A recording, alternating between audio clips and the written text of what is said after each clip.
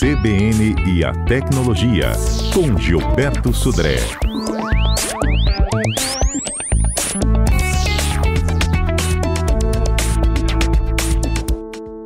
Ei, Gilberto, bom dia. Bom dia, Fernanda. Bom dia, ouvintes da CBN. Vamos passar limpo aquela história do spam?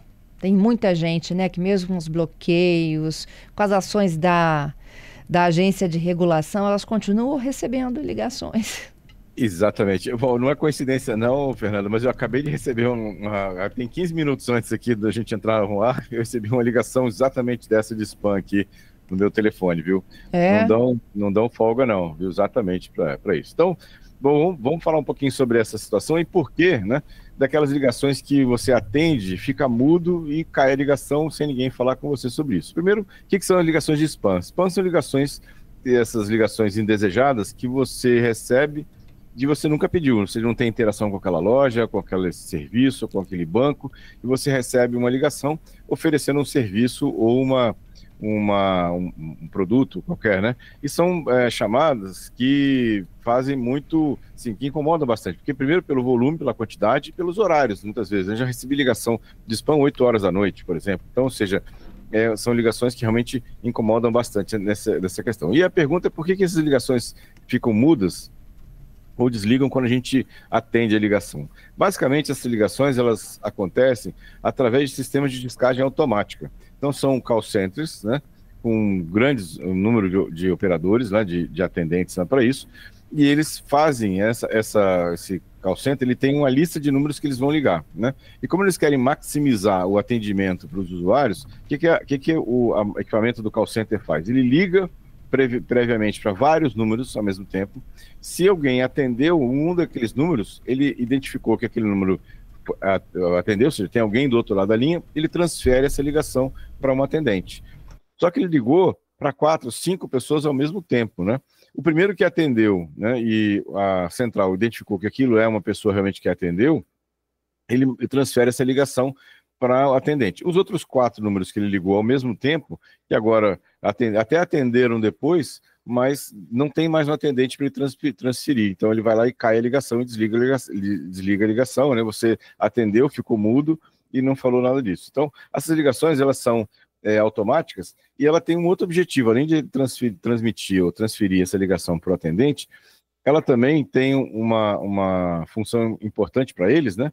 Que é a questão de saber quais números estão ativos. Se alguém atendeu essa ligação, é porque tem alguém do outro lado da linha. Então, aquele número ficou armazenado lá num banco de dados e na próxima rodada ele vai receber uma ligação daquele call center. Não daquele mesmo número, né? Porque o call center tem centenas de números diferentes.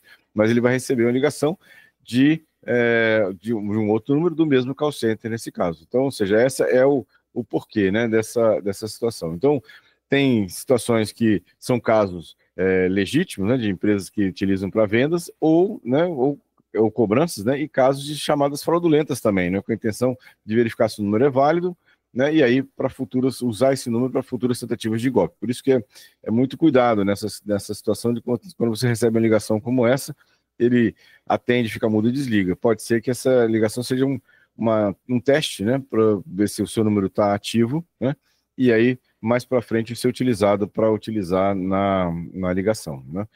Esses equipamentos são chamados de robocall, né? São chamados de robôs, né? Chamadas através de robôs. E aí, por isso que tem essa questão. E aí, a pergunta que normalmente a gente fica, né? É como evitar essas ligações de spam. Então, primeiro, se você pode, né, você tem uma possibilidade de não atender números desconhecidos, números suspeitos que você não conhece, deixa que o seu correio de voz atenda e, se for alguém realmente importante, vai deixar uma mensagem para você nesse caso. Não interaja, né? Então, ou seja, se você recebeu uma ligação e ficou mudo, não evite de clicar ou pressionar alguma tecla ou fornecer qualquer tipo de informação pessoal, que seja nome, né, ou coisa parecida, porque isso são informações que você está dando para o golpista, né, ou supostamente para o golpista para isso.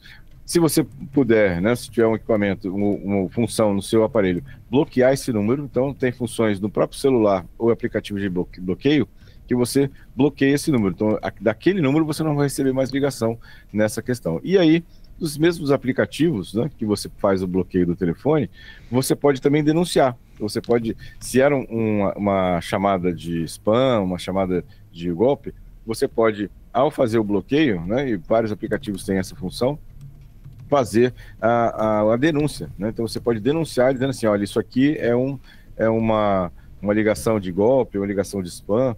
Isso vai entrar nesse banco de dados, esse aplicativo, né? E nas próximas ligações vai ser inclusive informado para os outros usuários, né, outras pessoas que têm o telefone, que ao receber aquela ligação daquele número, vai ser alertado aos usuários que aquilo é um golpe. Então, se todo mundo começar a fazer esse tipo de denúncia, né, a gente vai criar um grande banco de dados de telefones spam que vai ajudar as pessoas a não receberem mais esse tipo de ligação. Tenho vários aqui recebendo. Ó, Luciano está dizendo, hoje mesmo, já recebi pelo menos 2, de números diferentes, e é tudo na mesma hora. Você não está sozinho não, viu, Luciano? Infelizmente.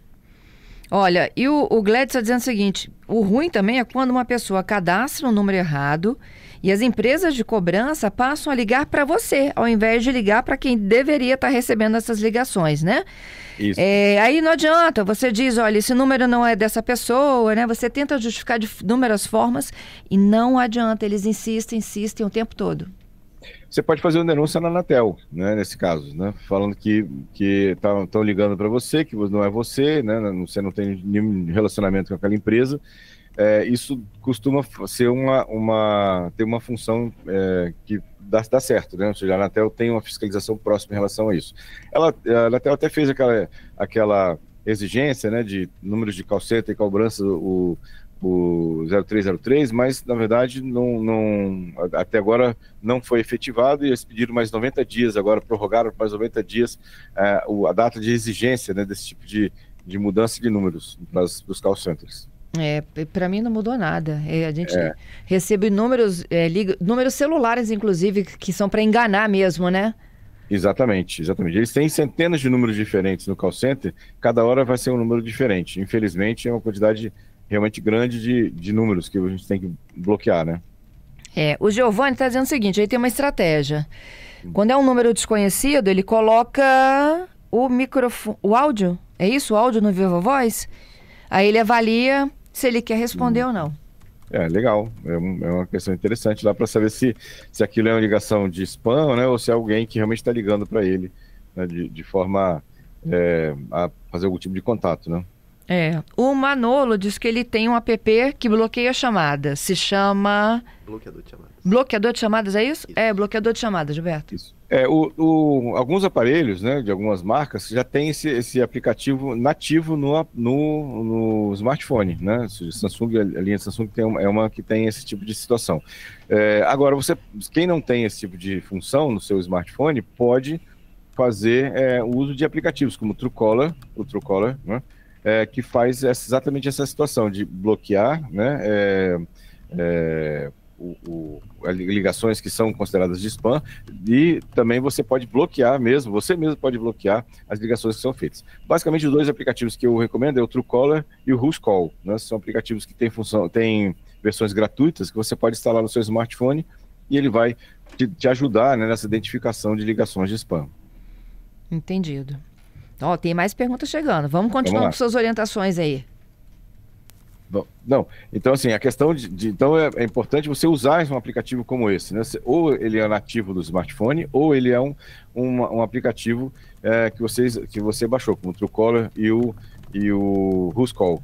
Esses aplicativos, eles têm um banco de dados, eles são compartilhados entre os vários usuários, como eu falei, quando você denuncia o número, né, que é um número de spam, um número de golpe, para um desses aplicativos, isso vai para um banco de dados na nuvem, e aí todos os usuários que estão utilizando aquele mesmo aplicativo já vão ser alertados que aquele número que você está recebendo é um número de spam ou é um número de possível fraude, né, para isso. E aí aparece lá, aí não precisa nem atender, você já bloqueia direto o número e pronto, acabou. Então, o uso desses aplicativos ajuda bastante. Infelizmente, né, como a gente comentou, os call centers utilizam centenas de números diferentes. Então, a chance de você continuar recebendo de um outro número, né, é grande, mas pelo menos você vai ajudar as outras pessoas, né, que quando receberem uma ligação daquele número, vão saber que aquilo é um golpe ou é um spam. Uhum. Ó, o ouvinte aqui diz que foram 25 chamadas da Vivo em um único dia. A chamada da Vivo, principalmente de operadores, quando você identifica de qual é a fonte da ligação, você pode fazer uma denúncia na Anatel. Você pode fazer uma denúncia, inclusive, naquele Não Me Perturbe, né? Ou seja, aquele site lá Não Me Perturbe, ou no próprio Procon, né? Você pode fazer uma denúncia, né, para ligações de telemarketing, ou não Me Perturbe, porque isso pode assim, indicar um comportamento abusivo, né? E várias empresas já foram multadas, inclusive, por ter uma ligação insistente para os seus usuários. Entendido. Enquanto a gente recebe mais demandas aqui, vamos falar um pouquinho da nossa quarta-feira? Vamos lá. Bom, Viralizou.